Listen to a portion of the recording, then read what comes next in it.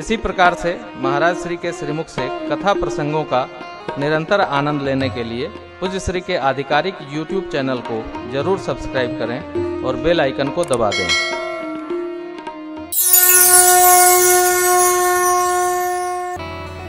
हमारी ऋषि परंपरा ने हर कार्य का समय निश्चित किया।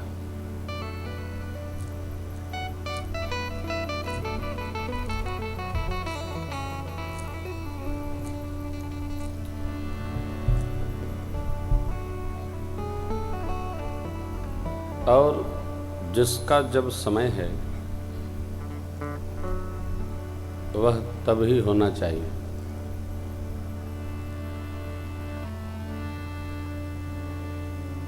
उसको उसी प्रकार का संरक्षण प्राप्त हो। भगवान शिष्य विनोद करते हैं, बाल लीलाएं संपन्न करते हैं, भगवान करते हैं। भगवान ये सब करते हैं जो सामान्य जीव करता है। यही देखकर लोग मोहित हो जाते हैं। भगवान सब करते हैं।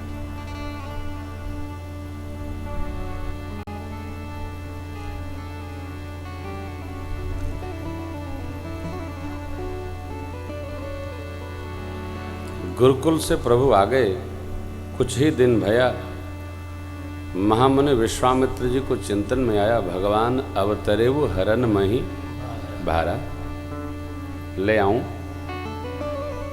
विनती करके लाऊं, धरती के भार को उतरवाऊं।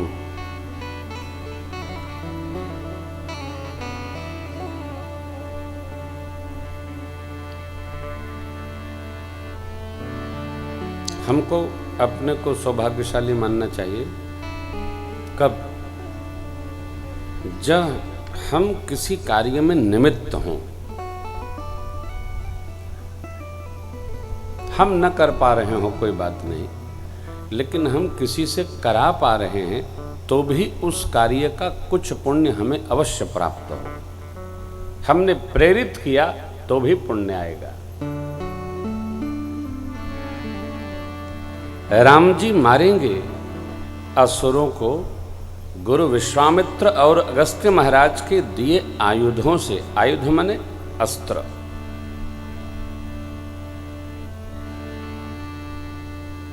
मारेंगे राम जी, परंतु निमित्त ऋषि मुनि हैं। भगवान ने अगस्त्य महाराज से मिलते ही कहा, अब सो मंत्र देहु प्रभु मोहि। कौन मंत्र? जेहि प्रकार मारऊ मुनि द्रोही। हे प्रभु, आप हमें वह मंत्र दीजिए जिस मंत्र के माध्यम से मैं मुनियों के द्रोह करने वाले रावण को मार सकूं, और भी जितने असुर हैं सबको मार सकूं। भगवान किसको निमित्त बना ले? आप थोड़ा तिरछा बैठो। शिव जी, आपको बताया नहीं गया, मैंने कहा था तिरछा बैठिए।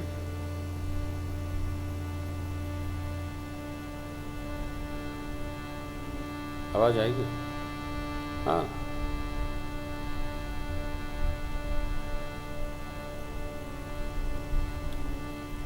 निमित्त होना भी उस यज्ञ में प्रधान होने जैसा है। हम नहीं कर सकते। मेरे को कई लोग कहते हैं महाराज गौशाला की सेवा करनी चाहिए, अस्पताल बनाना चाहिए। हमने कहा सब हम करेंगे तो कथवा के बाची। जिसको जो काम मिला है उसको वही करना चाहिए।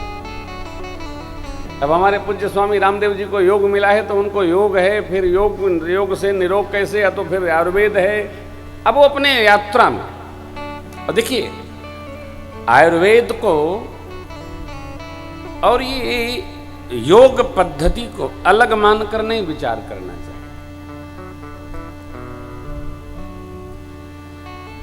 इनका जन्म एक ही वेद से है,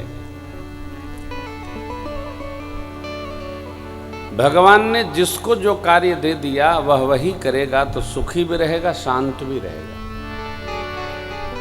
मुनि विश्वामित्र को प्रभु ने क्या कार्य सौंपा? आप यज्ञ करावें। यज्ञ को कोई विध्वंस करे तो उसको कैसे रोका जाए, इसकी रचना भी बनावें। इसलिए विचार किए, चले ले आए। यज्ञ स्वरूप परमात्मा है। पुराणों में वर्णन है, यज्ञ स्वयं विष्णु स्वरूप है। यज्ञ ही नहीं, व्यासाय विष्णु रूपाय। प्रकाश भैया, व्यास भी कथा व्यास साक्षात विष्णु स्वरूप है।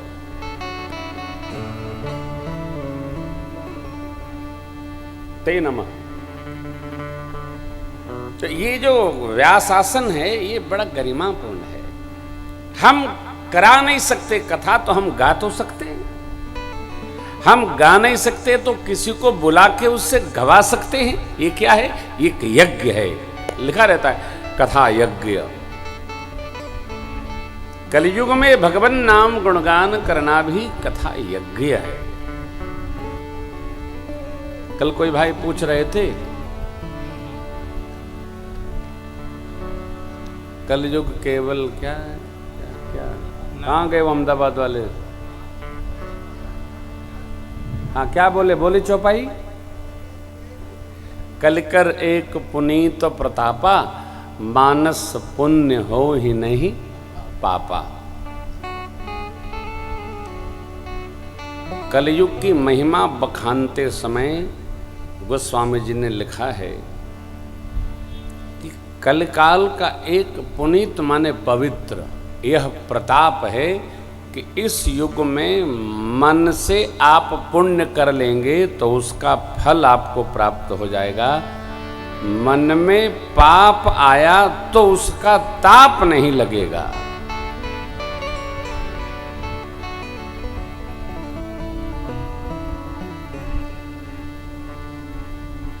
एक आपको विनोद की बात सुनाता हूं।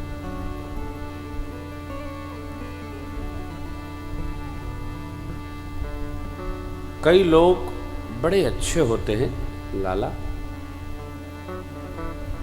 किसी के घर जाते हैं, उसकी अच्छी वस्तु देखते हैं तो प्रसन्न हो जाते हैं। वाह वाह, कहाँ से लाए आप? बहुत अच्छा है, बहुत बढ़िया, बड़ा सुंदर है। कई लोग इसी में मत्सरी होते हैं। मत्सरी समझते हैं ना? डाही। किसी की अच्छी वस्तु देखते हैं तो उनके अंदर जलन होती है, तो वो जिसकी वस्तु है उससे प्रशंसा नहीं करेंगे। क्या कहेंगे? दूसरे से साथ देखा हो कितना बढ़िया है, ब्लेड बाका, ये सोफा फारे। कई लोग डाही होते हैं, उनको दूसरे की अच्छी वस्तु कितना बढ़िया बा, ये हमारे ड्राइंग में हो तो कितना बढ़िया हो, ये मत्सर है। ऐसा भी किसी के मन में आ जाए कलयुग में तो उसको उस मानसिक पाप का भी ताप नहीं लगता। इच्छा तो हमरो बा गंगा नहीं थी, लेकिन का बताएं शरीर असक बा। इच्छा मन में आई तो आपको पुण्य मिल जाएगा और वो डाही भाव का भी पाप का ताप नहीं लगेगा। ये कलयुग का स्वभाव है। उज्जैन श्री राम कथा में प्रातः स्मरणीय पूज्य बाबा राजेंद्र दास जी महाराज मलुक पीठाधीश्वर आशीर्वाद देने आए, तो बोले महाराज जी क्या बतावें, पुराणों में ऐसा लिखा है कि चारों युगों में तीनों से श्रेष्ठ कलयुग है। क्यों? सब युगों में बड़ा खटखट है हो, कलयुग में कोई खटखट नहीं है। अभी हम लोग मार्ग में आ रहे थे तो कोई नगर पड़ा, हम तो सोचते आते हैं सोचते जाते हैं, वहां अखंड रामायण चल रही है। ले ढोलक ले मजीरा मारे लोग रामायण झोरे मारे थे। अब आप क्या कहेंगे, गावे वाला समझ तो नहीं रहा है, आज ये सुना था वहू के नहीं बुझात। तो इसका क्या अर्थ है, ये लोक मर्यादा है, लोक परंपरा है, ये बुरा नहीं है। ये करने वाले और कराने वाले दोनों को इसका फल प्राप्त होगा। क्यों? हरि गुणगान हो रहा है। मानस की हर पंक्ति में छोड़ झूठ के सब में राम है। एहि मह रघुपति नाम उदारा, अति पावन पुराण श्रुति सारा।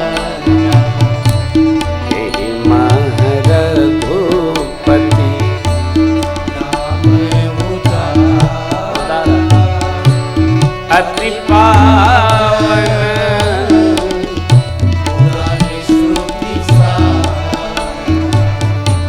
कलयुग केवल हरि गुण गाहा, गावत नर पावै भव कलयुग केवल हरि गुण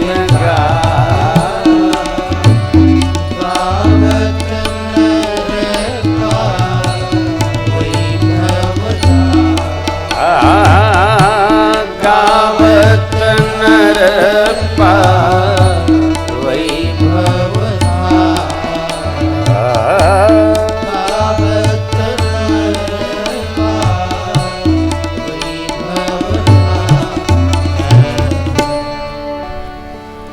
कलयुग समयुग आन नहीं, किसके लिए? जो नर कर विश्वास। का करे? गाय राम गुण गण विमल, भवतर बिनहि प्रयास। हरन फिटकरी रंग चोखा। कुछ नहीं करना। इस युग में मन में संकल्प लेते रहिए, हम भी सेवा करेंगे, कभी समय आया तो सेवा प्राप्त हो जाएगी।